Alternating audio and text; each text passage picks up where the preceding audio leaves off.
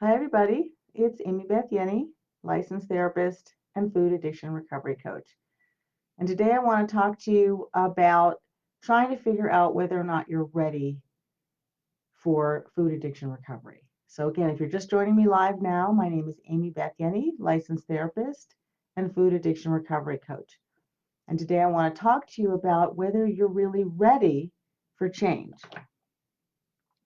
Now, a lot of you are very scared to jump into recovery.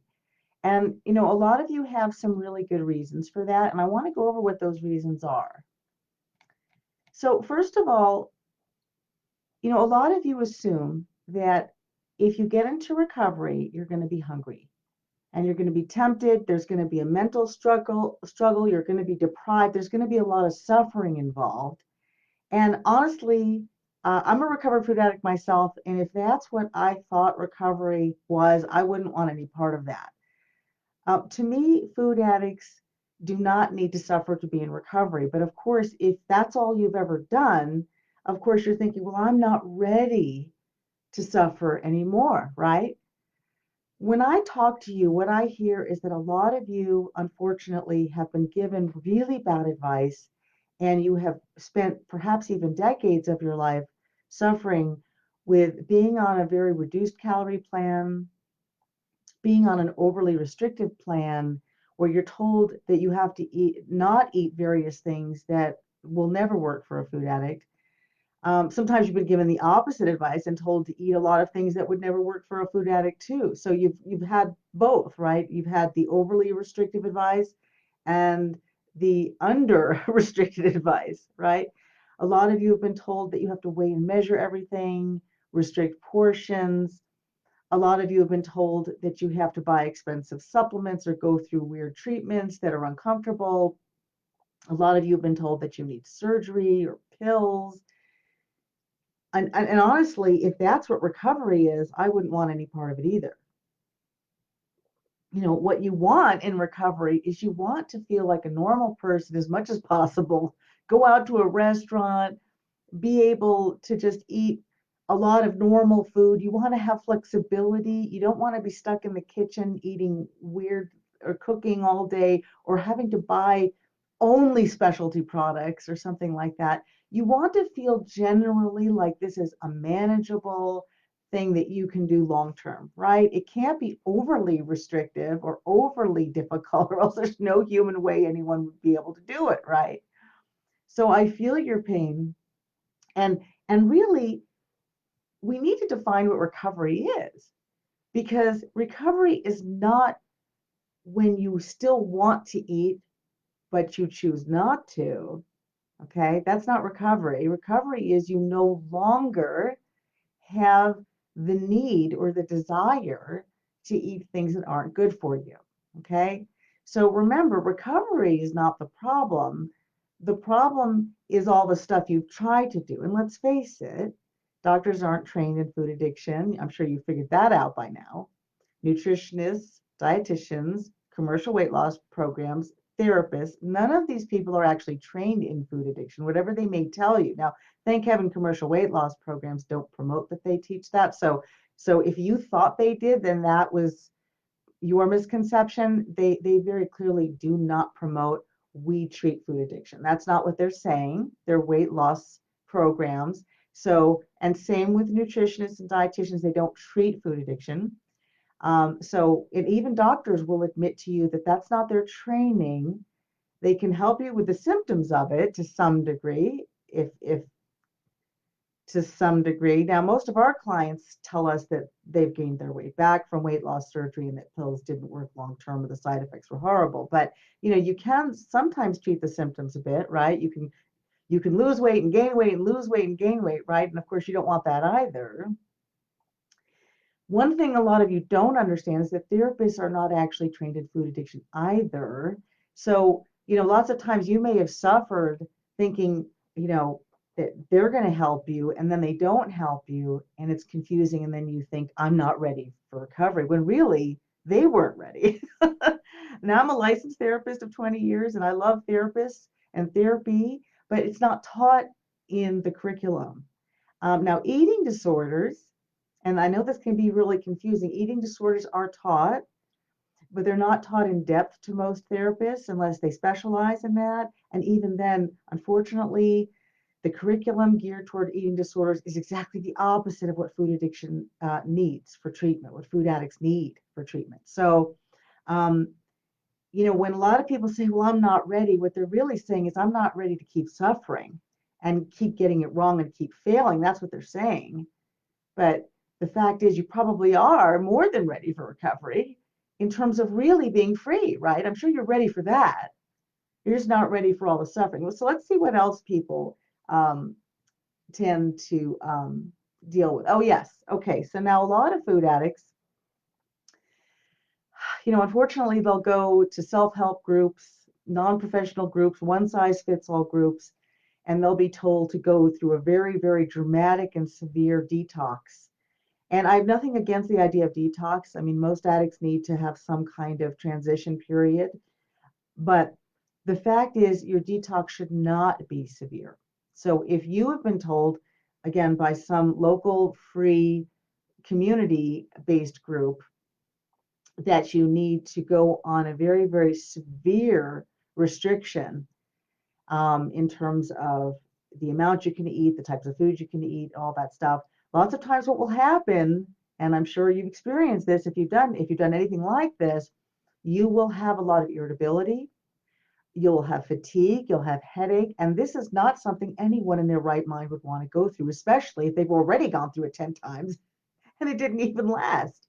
I mean, obviously, if you went through it once and for the rest of your life you were going to be great, then okay, maybe that might make sense. But of course, it's not just one time, right? If you've done this, you've gone through it many times.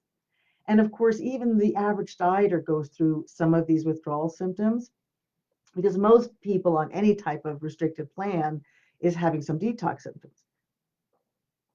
So here you are suffering and suffering and suffering and suffering and suffering. Of course, so again, when people tell me I'm not ready for recovery, I'm thinking what you're really saying is you're not ready for that. You're not ready for suffering. But let's see what other myths there are out there. A lot of people think that when you're in recovery, you're going to have a lot of overwhelming feelings, negative feelings. You're going to feel your anxiety more. You're going to feel your sadness more. You're going to feel trauma symptoms or remember things more. You're just going to be more reactive. You're not going to be able to deal with your stress well. And I think that's an absolutely legitimate concern to have. Unfortunately, um, it's just a misconception and a myth that real recovery actually does any of that to you. Now, I'm a trauma therapist, I'm a depression therapist, and I can tell you 100% of the time that when people are in real recovery, they handle stress better, they have better mood, less anxiety, and less overwhelm. So again, I apologize honestly on behalf of all professionals and non-professionals if you have had to suffer because of misinformation. The fact is, recovery does not mean that all of a sudden you feel more feelings. In fact, it's really the opposite. Your brain chemistry is being damaged by the foods that you're eating and overeating. And that's actually creating more depression, more anxiety, more overreactivity, more hypersensitivity. Now, I'm not saying that you're not going to feel real feelings in recovery. You are. I mean, you are going to feel real feelings in recovery, but those feelings are not overwhelming. And so, yes, you get to have more authentic feelings. You do, but they're not as overwhelming. And unfortunately, what the commercial weight loss programs are doing, for example, is they're still allowing you to eat pretty much any junk that you would care to eat, and you're still fueling your brain inappropriately. And that's when you start realizing that if you restrict your drug of choice, you are going to probably have more overwhelming feelings. But what you need to do is not restrict your drug of choice. You need to change up what you're eating altogether. Fuel your brain with things that your brain really needs to feel good, to feel satisfied, to feel calmer, and then you can actually enjoy your life without reaching for your drug of choice. Okay, so that's very, very important. um, so again, this whole idea, are you ready for recovery? Of course you are. That's like someone who's in extreme pain asking, am I ready to take a Tylenol? so that I can stop being in pain. Of course, you're ready for food addiction treatment. You're ready to feel better. Of course, you're ready to feel better. What you're not ready for is more of the same. And I just want to really reassure you that it's not your fault that you have suffered and failed so much. It really is not that you're defective. It's that this whole field of food addiction is about as confusing as it can possibly be. And I think you know that you're a smart person. Most food addicts are pretty smart. A lot of you are nurses and teachers, other healthcare providers, and professionals of all walks of life, or just you have a lot of common sense, street smarts, and you've been around the block. You guys know this, that there's no good information out there. But a lot of you are depressed, you're beating yourself up, and there's a part of you that really secretly thinks it's your fault, that you are a defective person. You either had too much family dysfunction in your family of origin, maybe you're just damaged goods, maybe you just don't have any willpower. Maybe you're not disciplined enough. But bottom line is, it's the nature of depression to start blaming yourself for everything that's going wrong around you. What's going wrong around you is that people don't know what the heck they're doing. They don't know what the heck they're talking about. That's not your fault. So I really hope that the next time you ask yourself, am I ready for recovery? I hope the answer will be yes. In fact, I am ready for recovery. I am. I'm just not ready for bad information and suffering. Okay. So, what does it really take to get better? Because I don't want to whitewash this for you. What does it really take to get better? Well, first of all, you need to understand that food addiction is more complicated than alcohol and drugs. It's very similar, but it is more complicated. So, an alcoholic can put the plug in the jug and stop drinking, and it's very clear, what are the alcoholic beverages? We understand what that is because you have to show a license sometimes to buy alcohol, right? There are actual legal age restrictions on alcohol. So as a society, we're pretty clear on what alcohol is, right? Same with a lot of drugs. When drugs are very addictive, usually they're controlled substances, right? You have to go through an extra layer to get these medications, right? So for alcohol and drugs, it's pretty clear which are the out of bounds liquids that we can't ingest, right? And what are the out of bounds medications that we shouldn't be taking, right? With food, it is not clear. People are so confused about this, right? They think that if they just stop eating their favorite foods, that's recovery, and that's not true. You may need to eliminate foods that you don't like and don't realize that you're eating, or foods that you're neutral about. A lot of people think if they just get rid of sugar, it's all going to be okay. I wish it were that simple. It's not. It's absolutely not. A lot of people think if I just eat whole natural foods, I'll be okay. I wish it were that simple. It's not at all. Many of our clients absolutely need to eliminate certain whole natural foods and can eat plenty of processed foods. It just depends which ones they are. Okay. So, one of the things I always like to tell people is that food addiction is more complicated. Okay. So, it does take your time and focus to learn about it. And you're not going to get that from some kind of a non-professional one size fits all program. And you're going to have to get your mind around that. I know we desperately just want our doctor to just give us a pill. Just give us a pill. Give me the prescription.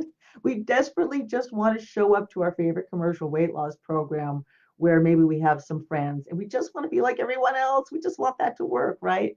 We desperately just want to sign up for that food delivery service where they just figure it all out for you and I don't have to think about it, right? I can just buy that stuff.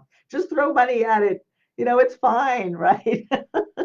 Keto, let's just get the keto app. Let's just do keto. Can we just stop thinking about it, right? I know that's the temptation.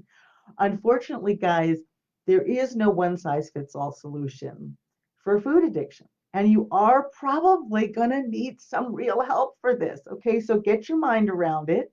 And once you do that, you're going to realize that, it's really not that you're a failure. It's just you didn't have the right information and support. So you do need to just accept the fact that this is more complicated. You're probably going to need some really good help for it. Okay. Secondly, you absolutely need to be decisive and committed and determined. If you're going to revolve your life around other people all the time, I don't know that anyone can help you. I believe that one of the, let's put it this way, I think the addiction behind the addiction is this compulsive need to just take care of other people, focus on other people, and put yourself last. And that could be because of your family of origin. It could be for many reasons, but it's got to stop. It's got to stop. I know a lot of you are gifted in helping other people, and that's wonderful, but anything can turn into a negative if it's done in the wrong way, okay, and in the wrong amount. So if you are someone who's compulsively trying to fix everyone and control everyone and help everyone and worry about everyone, and you think that that's noble, I'm going to say, guess again, it may not be noble. It may actually be a compulsion and it may be killing you. So you need to be decisive, committed, and determined to put yourself first, maybe for the first time in your life. And, I'll be honest with you, that can be scary for a lot of you. It can be scary to finally stand up to your husband, for example, and just say, you know what, I'm not asking your permission. I need help. And I'm going to get help because you're not going to be with me in the nursing facility when I've had a stroke, when I've lost mobility. You're not going to be there. Maybe you're going to visit me, maybe not. So, I used to work in nursing facilities, and I'm telling you, um, you have to fast forward the movie. If you are not getting a handle on this addiction, where do you think this is heading? At the end of people's lives who are food addicted, they have diabetic complications, stroke complications, all kinds of stuff that you don't want to even know about. A lot of discomfort, they're alone and they're broke. It bankrupts you to have these kinds of health problems.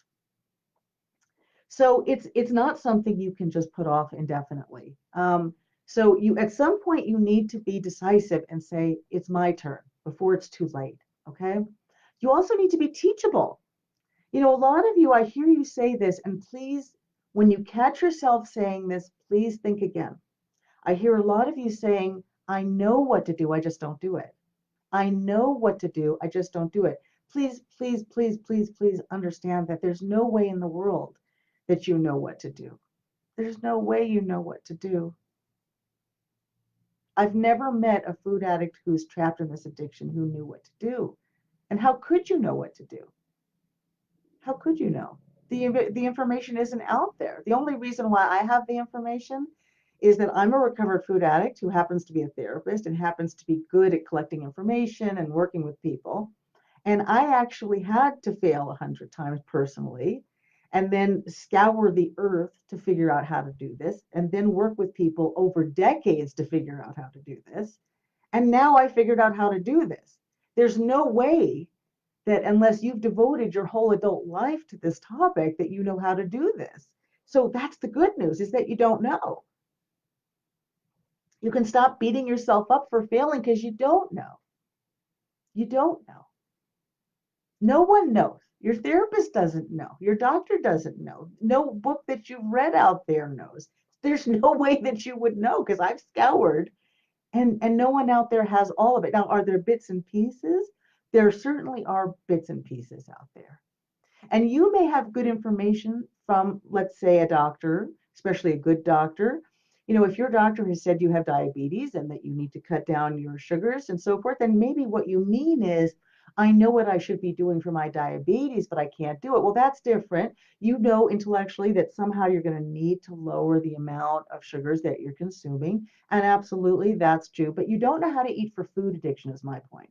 You may understand that medically you need to be cutting out certain things or cutting down certain things, but you don't know how to eat for food addiction. That's impossible. If you knew, you wouldn't be stuck where you are. So it's very important that you become teachable.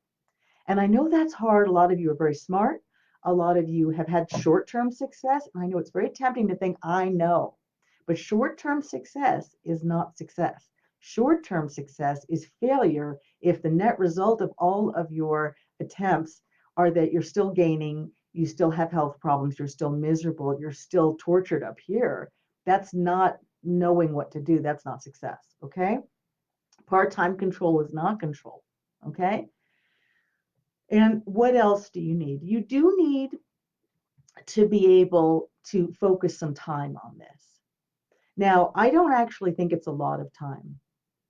One of our most successful and happy clients actually completed an 8-week course of mine in 4 weeks, and that's with 4 kids and a full-time demanding job. Because the fact is, real help doesn't have to be laborious, but you do need to at least focus some time on it in an intensive way so that you can really learn this stuff. It's not simple, it's complicated. So you've got to spend some time learning about the topic in general. You need to carve out a little time every day for you. You have to be able to say no to people. You have to be able to really, again, put yourself first time wise. Okay. You have to be able to say no to people sometimes. Okay. And just focus in on not only what food addiction really is all about, but how your body works, because we're not one size fits all. You know, some of you are very muscular and some of you are not. Some of you are older, some are younger, some have different activity levels, some are still in childbearing years, some of you are not. It's not one size fits all, and we all have a different chemistry, a body chemistry. So some of my clients are doing really, really well with a whole food, plant-based type of plan, and some really would never be able to do something like that. They need, a different proportion of food. Okay, it's not one size fits all. Certain people absolutely can't eat certain foods and be in recovery, and certain people can. And the last thing you need is to be overly restricted just because other people need to be restricted on those things. What you need to figure out is what you can and cannot eat, or what works for you. And you need to also figure out what foods you like. You know, your palate changes. You start to figure out, well, what foods do you like? I mean, there are thousands of choices of foods out there. What foods really work for your body and brain? And this, you need to take the time to focus in. So you need information, you need some boundaries with your time, you need support, right? And like I said, you do need to admit that you don't know. So I hope this has been clear. You are ready. Of course, you're ready to feel better.